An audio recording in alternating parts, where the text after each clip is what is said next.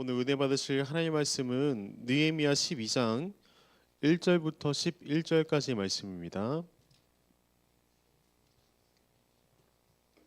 느헤미야 12장 1절부터 11절까지 제가 가진 성경으로는 구약 744페이지입니다.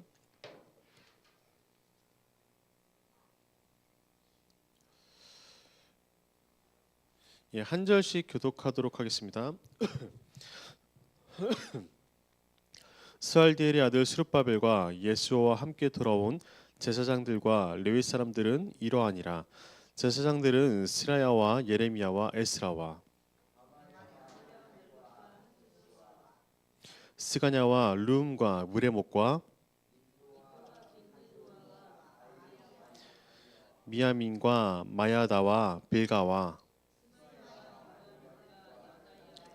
살루와 아목과 힐기야와 여다나니 이상은 예수와 때의 제사장들과 그들의 형제 지도자들이었느니라.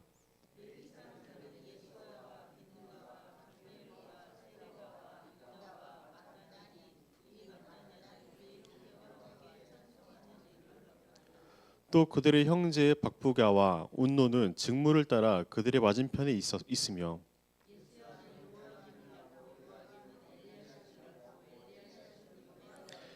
같이 읽겠습니다.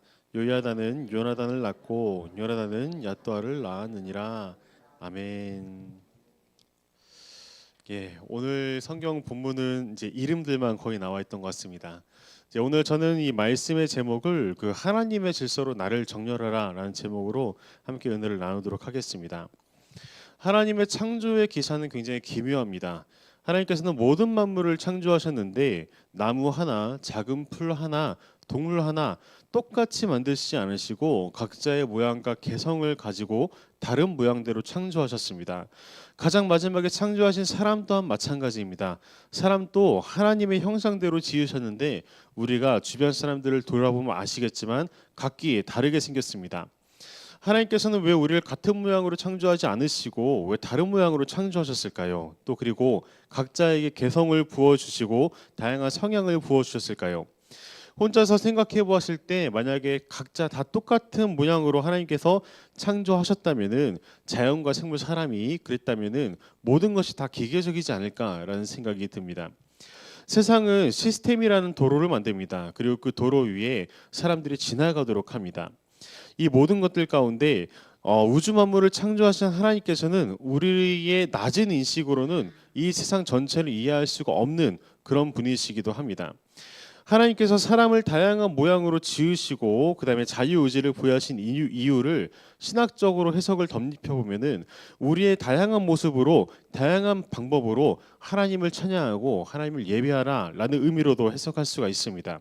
즉 오늘날의 사람들이 각기 자기의 모양대로 살아가지만 하나님께서 창조하신 또한 우리를 목적대로 만드신 자신의 질서 가운데로 우리를 초청하시고 그 길로 우리를 따르기를 원하신다라는 부분으로도 우리는 알 수가 있습니다.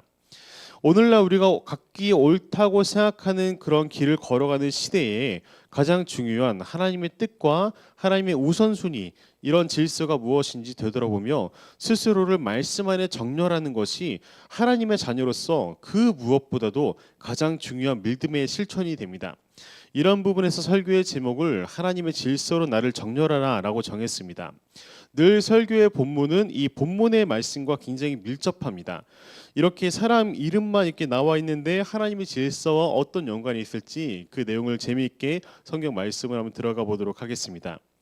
오늘 본문은 이스라엘이 성전 봉헌을 한 이후에 성벽의 봉헌을 준비하고자 했던 내용 중에 의도적으로 하나님으로부터 시작된 이스라엘 역사를 새롭게 재건하는 족보가 나오는 부분입니다.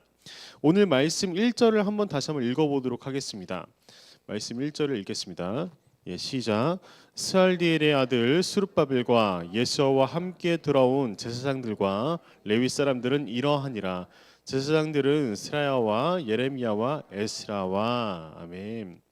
오늘 보면 1절부터 7절까지의 말씀은 느헤미야 이전에 예루살렘에서 돌아와서 처음 성전을 짓고 자리를 잡은 리더 스룹바벨과 대제사장 예수야, 그다음에 그 제사장들의 명단들이 나옵니다.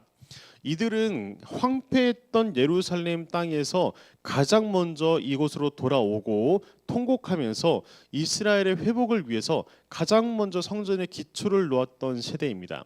리더들이 하나님 앞에서 나와 하나님 중심의 나라를 세우기 위해서 그들의 믿음의 실천으로서 바벨론 포로기부터 가장 먼저 돌아가면 성전을 짓겠다라고 했던 결단이 그들의 신앙의 실천으로서 가장 먼저 성전의 기초를 놓았던 세대이기도 합니다. 리더들이 하나님께 앞서 나가서 성전을 지었다라는 것은 나머지 백성들은 그 리더의 영향에 따라서 함께 그 사역에 동참하는 자들로서 이 성경에는 이름이 올라갔습니다. 이 성전을 공사하기에 앞서 성전의 기초를 놓았을 때 사마리아 사람들과 또한 회방을 놓는 자들로 인해서 16년 동안 성전 공사가 멈췄었지만 선지자 학기의 책망과 권면으로서 4년 만에 성전을 다시 완공하고 봉헌한 세대가 바로 이 대제사장 예수야 시대라고 보시면 되겠습니다. 8절을 같이 한번 읽어보도록 하겠습니다. 12장 8절입니다. 시작. 레위 사람들은 예수아와 빈누이와 감미엘과 세레바와 유다와 마따냐니 이 마따냐는 그의 형제와 함께 찬송하는 일을 맡았고 아멘. 8절부터 11절까지의 내용은 레위 지파의 리더들의 명단입니다. 찬양하는 자가 있고 그 다음에 이제 성전을 지키는 자들 이런 리더들이 나와 있습니다. 여기에서 특별히 8절에는 그 대제사장 예수아의 가문이 나옵니다. 우리는 오늘 말씀을 통해서 이 예수아를 집중할 필요가 있는데요. 이 예수아라는 이름은 학계에는 이 예수아를 여호수아라고도 표기했습니다. 이것은 발음 차이입니다. 동일한 인물입니다. 이의 가문은 포로기 이후에 예루살렘으로 돌아와서 이스라엘의 예배 회복에 가장 앞장섰던 중심축으로 쓰임받은 가문입니다. 우리가 흔히 포로기 이후에 성전을 세운 장면에서는 수룹바벨을 주로 주목합니다. 그래서 수룹바벨 성전이라고도 사람들은 많이 이야기를 하거든요. 그런데 이 수룹바벨의 할아버지가 누구냐면은 유대 왕국의 마지막 왕인 여호야긴이었습니다. 그리고 이 수룹바벨은 왕족으로서 바벨론에서 태어났는데 그 예루살렘 본향으로 돌아간다면은 위대한 하나님의 왕국을 세우고자 어릴 때부터 교육을 받고 꿈을 키웠던 인물들이었습니다. 이 수룹바벨은 제사장이 아니라 정치적인 리더였습니다. 1차 포로기한을 했을 때 가장 먼저 사람들과 함께 성전의 기초돌을 놓았었는데 그는 리더였고 실제로 이 모든 일을 감당했던 하나님의 성전을 짓고 그 다음에 예배를 회복했던 사람은 바로 대제사장 예수야와 그 다음에 그를 따르는 제사장들이었습니다. 이 제사장들의 역할을 성경에서 크게 주목하지 않습니다. 그러나 이들의 헌신과 노고를 통해서 하나님께서 예배받으시는 성전 건물을 세워지기도 했고 더 나아가 하나님을 예배하는 성전의 제사의 규율이 자리 잡게 되었습니다.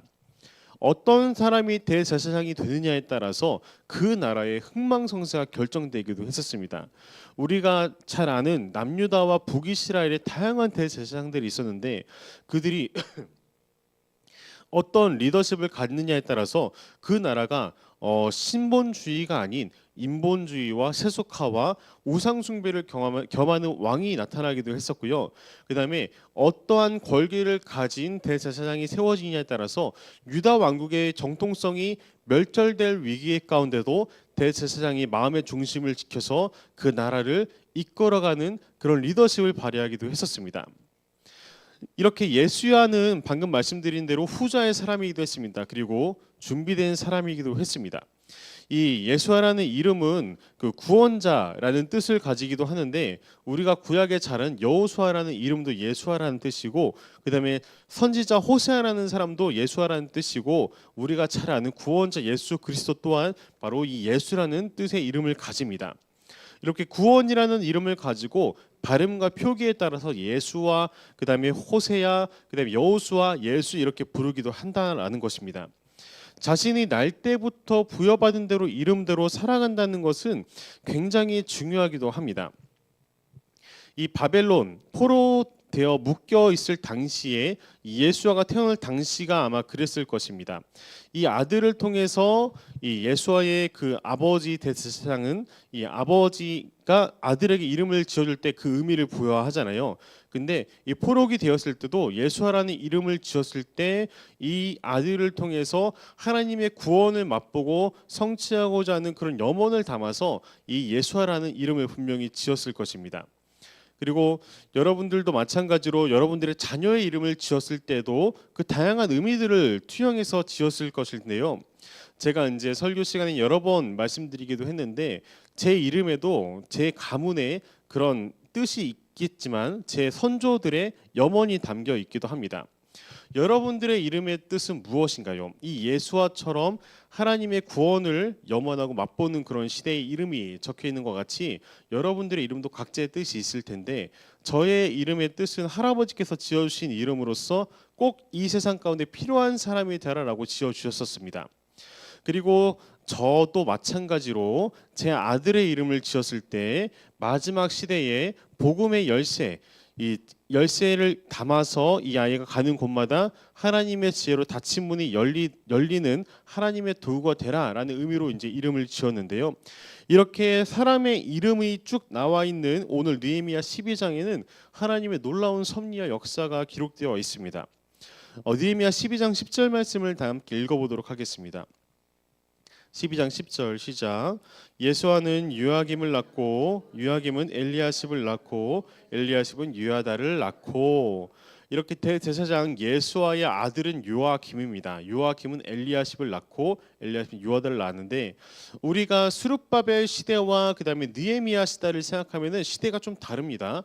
이 스룹바벨 시대는 귀환하고 나서 그다음에 한 90년에서 100년 뒤가 이제 느헤미야 시대거든요. 그래서 스룹바벨과 느헤미야는 만난 적이 없는 사람입니다. 선대의 사람이죠. 그래서 이 스룹바벨 시대의 대제사장이었던 예수아의 아들과 손자, 이 엘리야십이 손자인데요. 이 엘리야십 때 느헤미야와 함께 같이 사역을 합니다.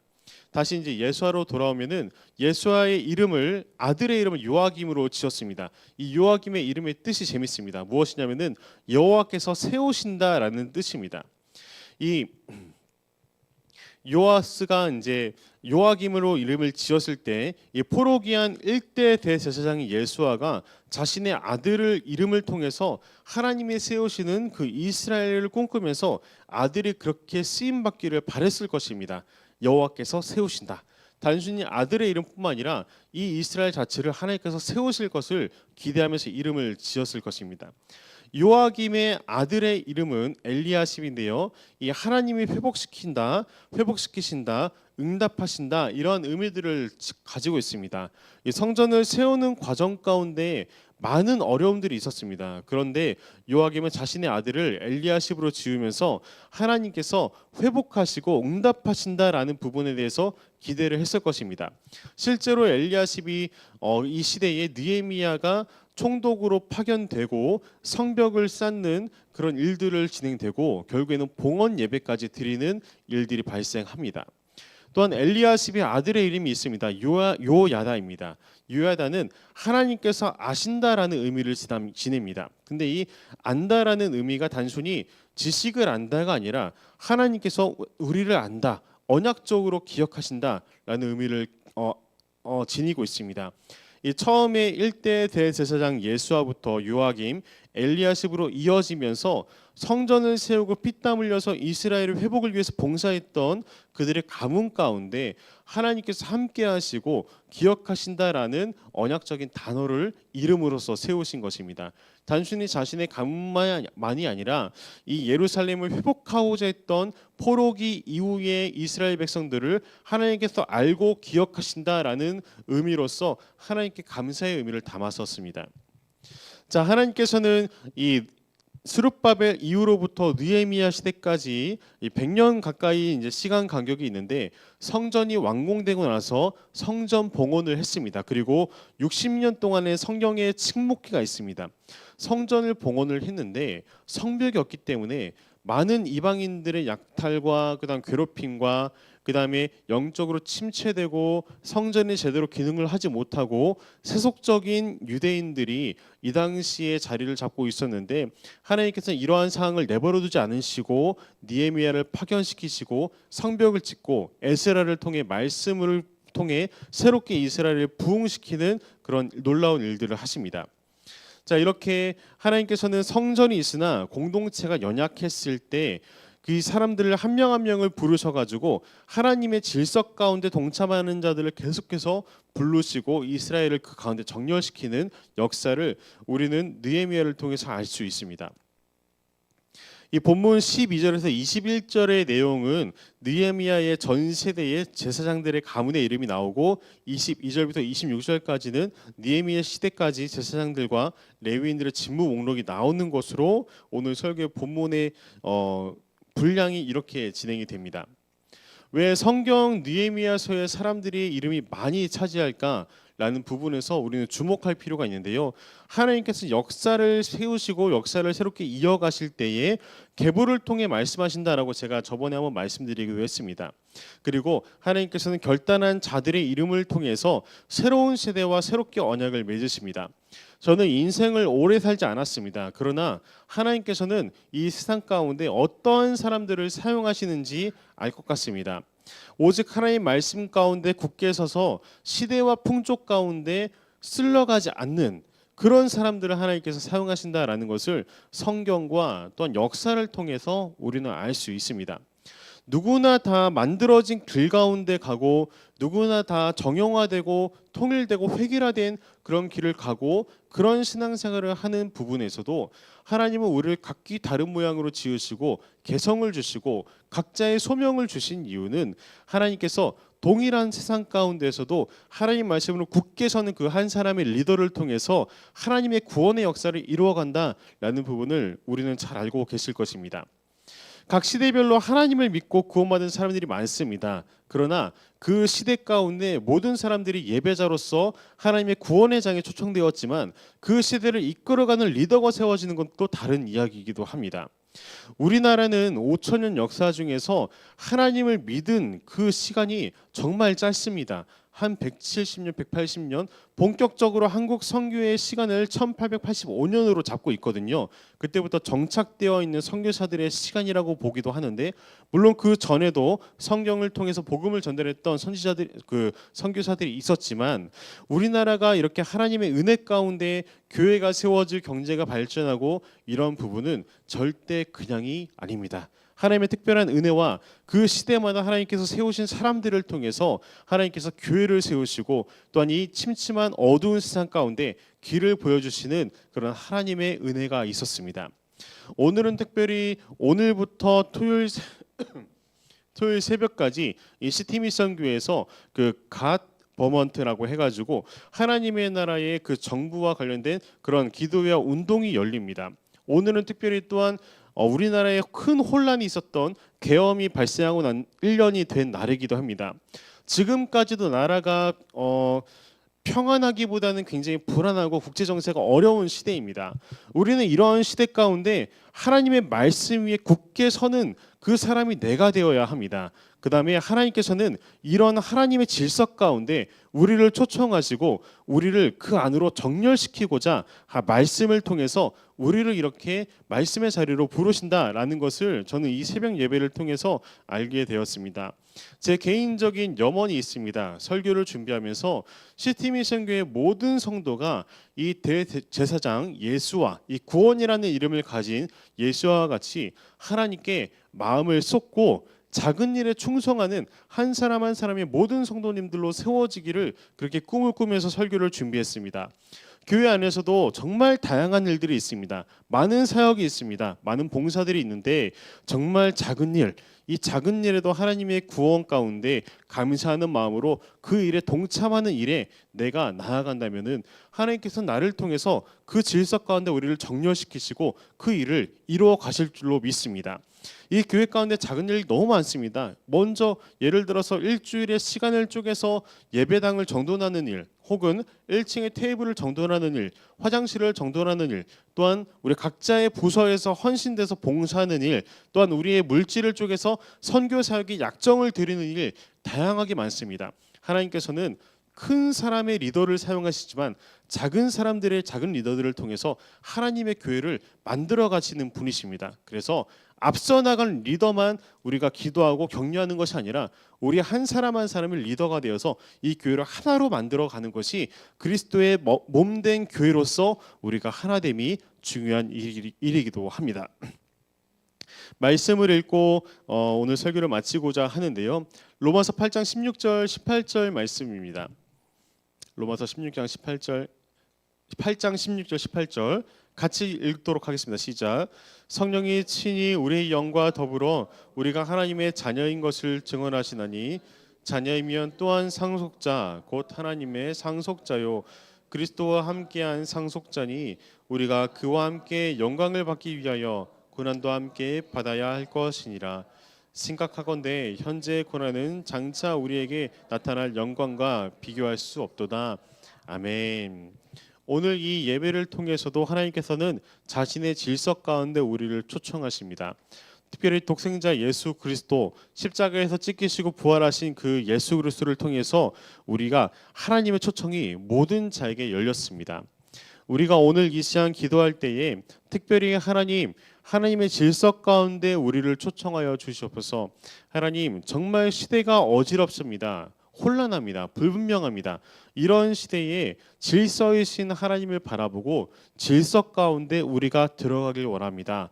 이러한 기도로서 우리가 가장 먼저 기도를 했으면 좋겠습니다. 우리가 하나님의 질서에 정렬된 자가 되길 원합니다. 구원의 기쁨을 회복시키시고 하나님께 헌신된 자로서 나를 새롭게 해달라고 기도했으면 좋겠습니다. 그 다음에 26년을 준비하는 시티미션 교회에 예배와 성장이 넘치는 은혜로 사람들을 붙여주시고 재정을 부어달라고, 그 다음에 이름도 없이 빛도 없이 세계 각국에서 지방 도시에서 선교하시는 선교사님들과 목회자들의 기도를 들으시고 그들의 필요를 채워달라고, 그리고 토요일 새벽까지 이어지는 특별 기도의 집회 가운데 하나님의 특별한 은혜와 하나님의 역사가 있길 원한다는 기도로서 마지막으로 각자의 기도로서 하시고 돌아가시면 되겠습니다. 주여 한번 외치고 기도하도록 하겠습니다.